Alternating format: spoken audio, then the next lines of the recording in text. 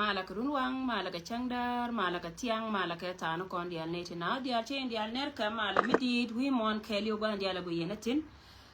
nere ya ka chang ko ka yom lada pisande ka ne dial cha chang ma cha choba ken ka malaka chang ka kel ka pa ndiok palni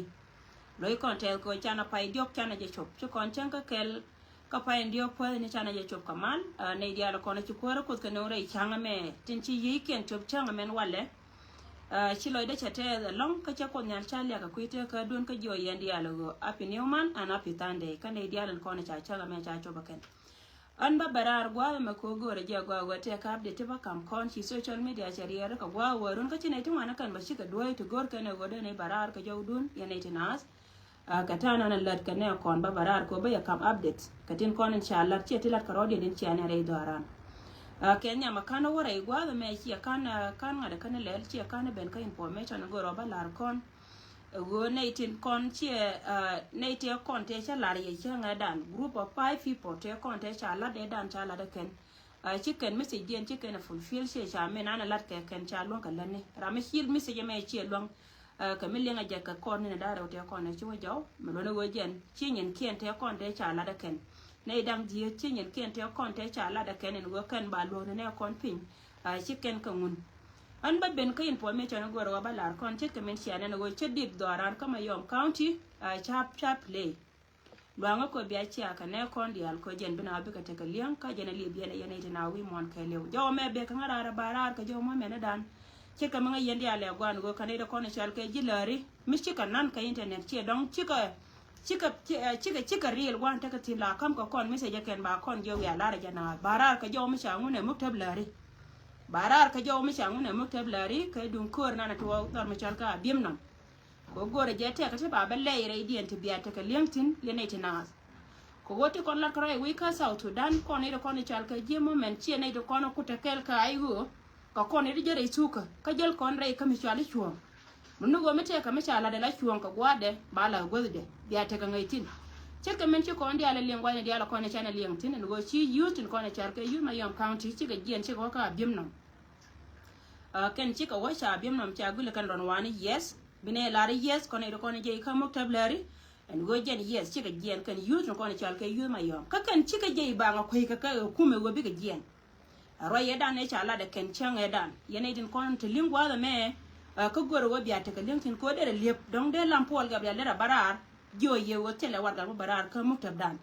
an chi wo jima yo mi shi ga ji ayu kan ka ji ayu dung do wo jen ko de me te ka da ka ko de kon la kon ka te ajena kwana gor ko na me kor chunga men tar ka youth ko na chal ke youth ma yom ajena kuna ele gor o jen baba lariye use ma yom te ka jo me chala da ken na ka gwa me chi wo cha ku me men chal ke ku me South Sudan cha o na ken ke me chala de netin ko na chal ke ji kuma me chala de governor doar me chal ke Unity State commissioner doar ye ne dan ne chi me dan chiela chikan warga kamrar ka chika barar ka jo ne ne tingai ko ngwa ken chikan kuma jo wona ko te konte chanang yu wa yen ka chana gorne justice yo gorne wo ken panken bina roi ko kuchung ne ndi chana bang ko ne to ken na ka ken panken chika wan roi mo chana ngai go jen chi yu to ko ne chal ke yu ma yom chika barar ka jena ka gwa ma bar ko jen chiken ne te ko ne na kana da ken chiken ka kam jo koro wala me ma ko tuwa men ko bena ngara ka jona ye wo te la wa gambarar ka muktab dan ndi kula muktab ayu ka jena ko ala jena ngo baba writing wo koro me kor youth ko ne chal ke youth ma yom de chane ke na bang ne te ko de chana bang chi youth ma yom chi ka jien wa wo mo ne ne ke te ko de cha na bang tor mi chal ka bim nam cha o bilken muno no go jen me lar ka je ka kwa je report de ta ma gin koro ma i koro ayu te da ayu mi chino ko use my yom see a white time me ta kama yom kanai de ko ne chal ka ji ayu mite ka ayu mbe kwer ka ba wo kwer na ka jo ajo weda ne cha la daga ajo weda ne cha la de citizen South Sudan te ko ne cha na bang ajene te ka respond wala me kanai de ko ne chal ka use my yom barar ko woken chicken report si ayu wo che ben cha na che ka wana pin dor me chal ka I my yom county no te la ayu me chini choka my yom county ajene ko le jone ye wo te la wa ga mbara ka mukta dani di tela mayom tele ayu mi chino wa kor youth in kone chal ka white army sie de mbor jima yom te cha ne kien cha kana ba ka roi me cha la da ken si ken ji ku me jo kon gor na ye go jen ba ne ko to rido na ka ne ke ba la ba te kan tele ka respond and wala me chi ko jien ka chi ko gwa da ne cha ne ken cha na tinam de le la dur ne cha ro cha la da ken mo no go jen kor chunga ka ne de kone chal ka ji do yo ye wo jen poinde a cha benan ka jen roba nan la ka je chi ga yo bi chop chi ga yo bi ku dung do wo tele ga yo mi chini je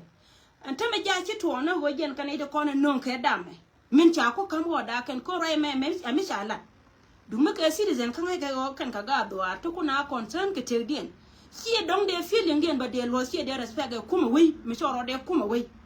kan panken cha de lo ni de ni ba ka je che ka mi chi kon de le ngata me cha pul jang cha kam woda wo ba nyen kama yon county muno go jen point de jana bana kulu wi na ma ko ni ti dia ko ni chal ke jinas bana ku wi tema ko ni chal ke jinas ka bana tiga ngaisin en go kana ti kana ti wa guli ne ke ko go kana te ko ne cha na chi go jo kana ka ken panken kan kana kana la go kan panken bi ka jiela ne ti chelu chi ga jien ala ne ti kan panken cha xiang chop cha nyo ga ken kana ko ni chal ke jima yon county cha xiang chop cha nyo ga ken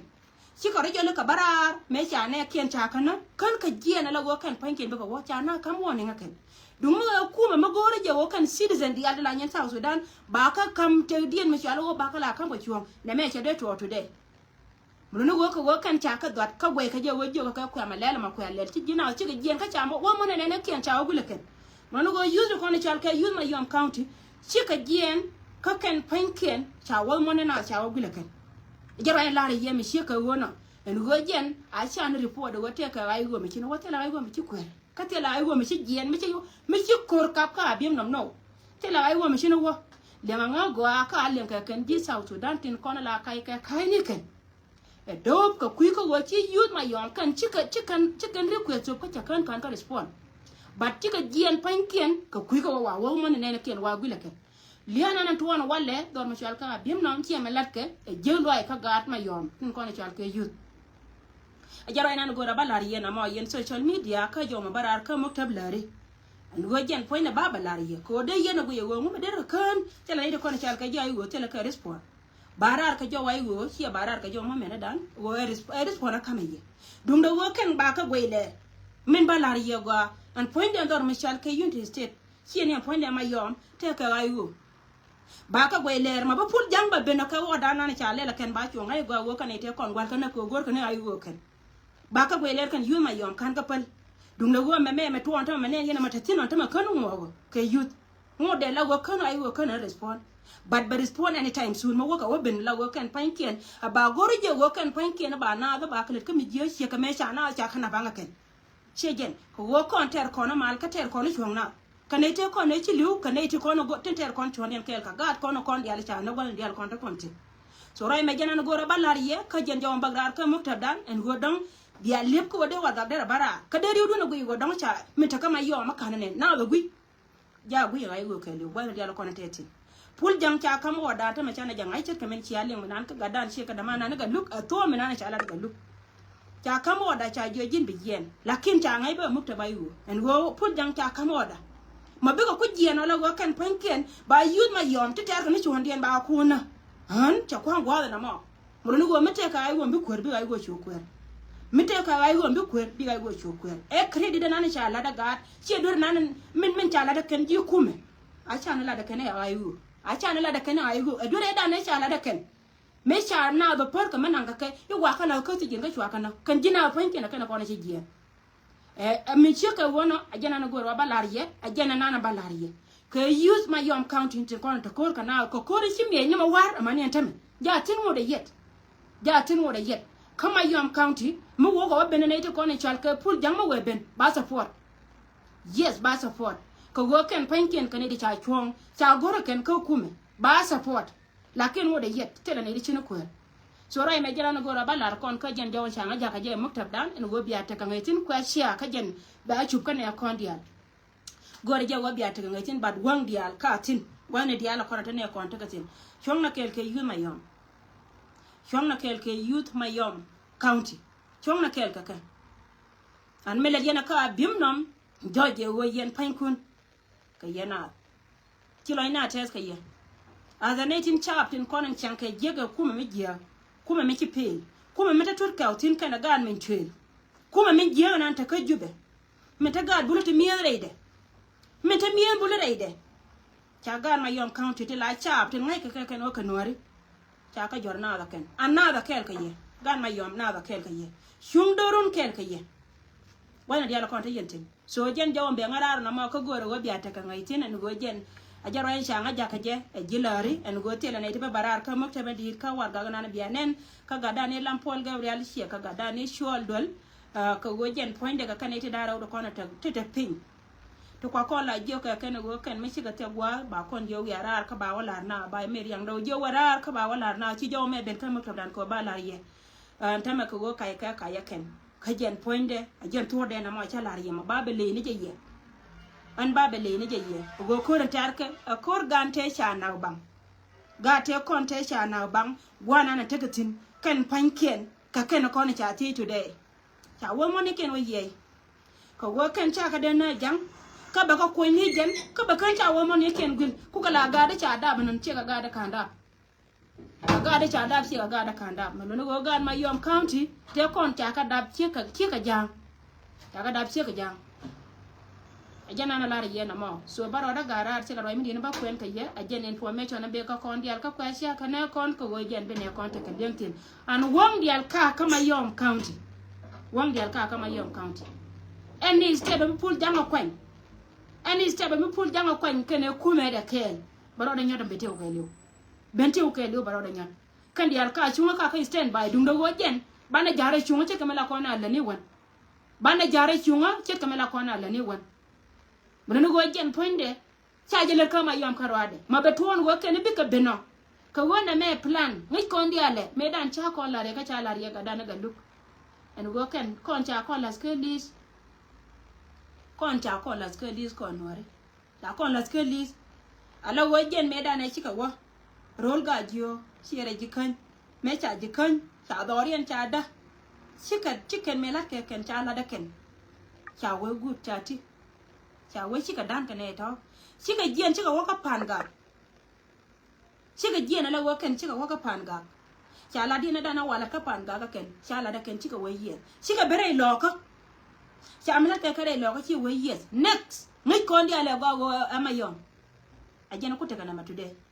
ka jena ne yena mena kana gate kon dum maka ne ti chaje gore ken no jen poinde kan go to kono go ke ken ba ti ta ga den tin big bidu ne ma chub golde duma yo me changa dan de respond There is one ko chi gatin ko ni chal ka gan ma yom county chicken goro go kan pankien chicken goro go kan pankien bi karwai ka wo kan ba chuong ba la golde chi karwai ko kan pankien bi kan chuong la golde jin ma chal ngai idiot da shi ngai idiot ajila idiot okay and platform e shi gwa kweda churo de nyago kweda muwe wate na baji block okay churo nyago kweda away ne ende tiati away ne ende wa kon ko ne to wa lo no wa chine do al shi ka group dun me jin shi jane shi bi jin nya jane okay shi jane yelara nem angan shi wune mane ne ngame ngan shi wune pa angan shi wune ka ngan nyaman wune okay chede ma kwel shi ka bo mi chal ka jam kan way gwara da ko jurji ne baso dan gor ka jaka noir kama ne tambe bere chon ka noir ya waro da ko changa da bui mu bum tele me shi ane le liet okay shu na nyo ko kwen wi na nyo kwen ba yoy ka guru so jara na lari ye mi sheka wona way gwar wana ka wan yam kala nan le kone ka wang nan da ke kama yam county si plan Japan golde an mabatuwa gwal ne kondial mabatuwa en go ken panke ni biga waka mayom a biga chuptin a bakan charo den luek ke video ga da ne cha to be chi gan mayom ala den go kono gor ne manone ko darewa manone ko magwa metele me cha lela ken gor ne ye ko kon citizen kon citizen ka South Sudan chi ka bera chara ti chi kan kuma menan ka wajen cin mangai ko ne wajen shi kuma cin ne mangai ko ne wajen shi kuma chan ne ngai go wajen point ku ko na hona ko ne dia la ko ne la de je ko ber South Sudan to ku ko dia lus ko ne shi gan ma yom shi ka barar ka jen chan ai dan ka jen point kan ka loy je na mo chu pen go de ma so jara ina be ngara na ma baroda ko garar ko mala tekel ka ye ana ko mala tekel ka gad bule kon mala tekel ka ya ha biem nom kon mala tekel ka ya gad buli tin wari tin cha ko bulin jo tin cha ko bulin jo bulun ko ne tin cha mana ngone ken do kon mala tekel ka ya thank you so much jen jaw be ngarar na mo kwane liep an ba kon mala tekel ka ya bye for now.